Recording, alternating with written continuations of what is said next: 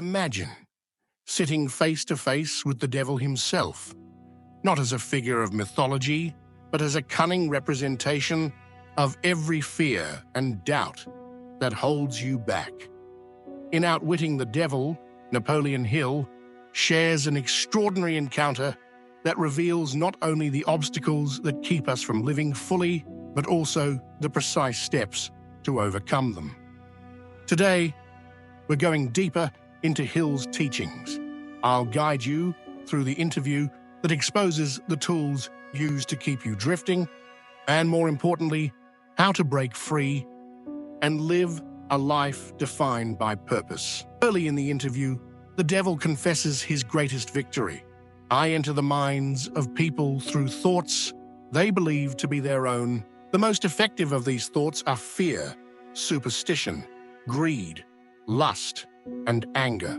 This is drifting, when we surrender our power to these influences without even realizing it. Drifting is subtle, insidious. It's what happens when you put off a goal because you're afraid of failure, or when you go through life reacting instead of deciding. It's when days turn into years and your dreams fade into what-ifs. Think back to a time when you hesitated to take that leap, pursuing a career change, starting a business, speaking up for yourself. That hesitation, it's drifting at work. Hill's interview isn't just a cautionary tale, it's a mirror, reflecting the battles we face every day. The devil explains, I control the weak through fear and indecision. My greatest weapon is the habit of drifting. When a person begins to drift, I am ready to tighten my grip until I take complete control. This isn't just about big fears, like public speaking or failure. It's the quiet, persistent fear that whispers, stay where you are. It's safer. That's the devil's tool. Comfort disguised as security. Routine, when rooted in purpose, is powerful.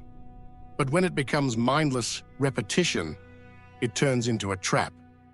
Hill said, most people drift through life without ever achieving anything worthwhile, precisely because they never stop to think about what they truly want.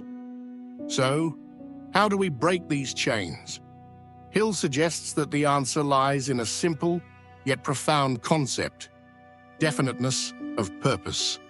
Hill declares, there is one quality which one must possess to win, and that is definiteness of purpose. This is more than just setting goals.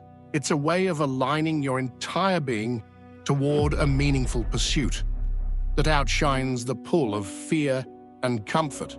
When you have a clear purpose, decisions become simpler, the devil admitted.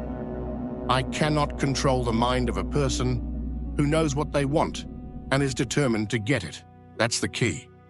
It's not about avoiding fear, but confronting it, with the certainty that your purpose is stronger than your doubts. Think of a lighthouse standing firm during a storm.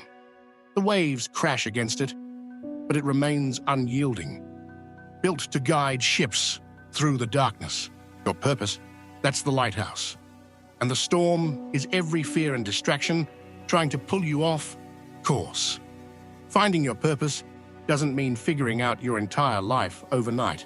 Start small.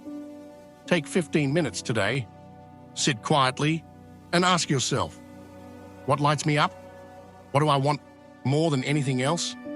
Write it down, read it every day. This isn't just an exercise, it's your first step toward freedom from drifting. Then, take one small step toward that purpose daily. It could be reaching out to a mentor, researching a new skill, setting boundaries to protect your focus. Remember, it's not the size of the step that matters. It's the commitment to keep moving forward. A friend of mine was paralyzed by the fear of failure, drifting from one unsatisfying job to another. Inspired by Hill's teachings, she identified her North Star, launching her own creative business. She took small steps, joining online communities, learning from others, and putting her work out there, piece by piece. Today, she isn't just surviving, she's thriving. Proof that definiteness of purpose can transform a life. One of the most revealing moments in Hill's interview is when the devil admits, "Self-doubt is one of my most effective tools. If I can plant that seed, it grows quickly, choking out ambition and action." Overcoming self-doubt isn't about pretending it doesn't exist. It's about replacing it with a voice that is stronger, your purpose-driven voice. The next time self-doubt strikes, remind yourself of Hill's powerful insight. Victory is always possible for the person who refuses to stop fighting. Every time you push back against doubt, every time you choose action over hesitation, you weaken the devil's hold. With every step, you strengthen your ability to keep moving forward, no matter what. In today's video, we've touched on the profound lessons from the first chapters of Outwitting the Devil, Hill's struggles, the concept of drifting, and the importance of a definitive purpose. Remember, understanding these ideas is just the start.